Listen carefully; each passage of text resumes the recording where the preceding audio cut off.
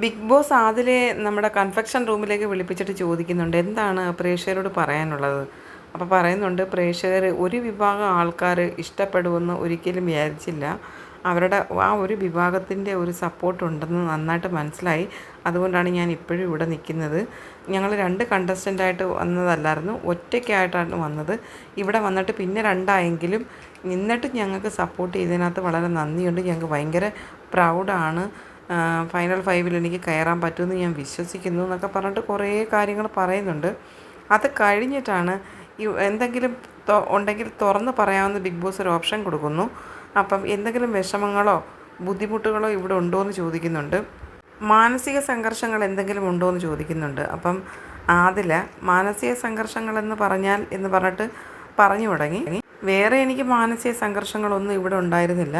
പക്ഷേ റീസെൻ്റായിട്ട് എനിക്കിപ്പോൾ അനുമോളുമായിട്ടൊരു ഇഷ്യൂ ഉണ്ടായിരുന്നു. അതെനിക്ക് കുറച്ച് പ്രോബ്ലമാറ്റിക്കാണ്.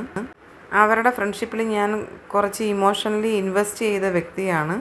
ആളുടെ എന്തോ കണ്ടിട്ടാണ് ഞാനിവിടെ നിൽക്കുന്നത്, അത് കണ്ടിട്ടാണ് കൂട്ടുകൂടിയെന്നൊക്കെ പറഞ്ഞപ്പോൾ ഒരു വിഷമം ഉണ്ടായെന്നൊക്കെ പറയുന്നു. ഫ്രണ്ട്ഷിപ്പ് കൂടണമെന്ന് വിചാരിച്ചതല്ല, പക്ഷേ എങ്ങനെയൊക്കെയോ ആ ഫ്രണ്ട്ഷിപ്പ് വന്നു. പിന്നെ ഇങ്ങോട്ട് വന്നപ്പോഴത്തേനും അവളുടെ എന്തോ കണ്ടിട്ടാണ് ഞങ്ങൾ കൂട്ടുകൂടിയെന്നുള്ള ആ ഒരു രീതിയിൽ പറഞ്ഞ്. എനിക്കിവിടെ എൻ്റെ നൂറ മാത്രമേ ഉള്ളായിരുന്നു. അവളെൻ്റെ പാർട്ട്ണറാണ്, എൻ്റെ എല്ലാമാണ്. പിന്നെ ഒരു ചേച്ചി എന്നുള്ള നിലയിൽ കുറേ അഡ്വൈസൊക്കെ തരുന്ന ഒരു വ്യക്തിയായിരുന്നു അനുമോൾ. അത്രയും ഒരു ഫ്രണ്ട്ഷിപ്പ് അവളോട്ടുണ്ടായിരുന്നു. ഇപ്പോൾ അവളുടെ ഉള്ളിൽ അവൾ മീൻ ചെയ്തിട്ടതായിരുന്നു എന്ന് എനിക്കൊരു സംശയമുണ്ടെന്ന് ആദില പറയുന്നുണ്ട്. അവൾ പറയുന്നുണ്ടായിരുന്നു, ഇവിടെ ആരൊക്കെയോ വന്നപ്പോൾ പറയുന്നുണ്ടായിരുന്നു അനുമോൾക്ക് അത്രയും ഫ്രണ്ട്ഷിപ്പ് ഒന്നും ഇല്ലെന്ന്. അതിന് ശേഷമാണ് അവൾ ഡീപ്ലി ഞങ്ങളോട് ഫ്രണ്ട്ഷിപ്പ് കൂടിയെന്ന് ആദില പറയുന്നുണ്ട്.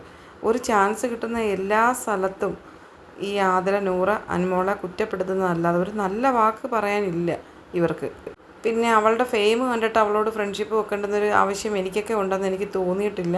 അവളുടെ വായിൽ നിന്ന് വന്നത് അങ്ങനെയൊക്കെയുള്ള കാര്യങ്ങളാണ്.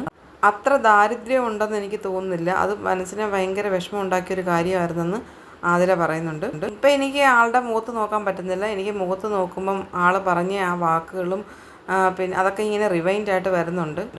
ഇഗ്നറൻസും എല്ലാം ഇങ്ങനെ വരുന്നുണ്ടെന്ന്, അതൊരു ബുദ്ധിമുട്ടാണെന്നൊക്കെ പറയുന്നുണ്ട്.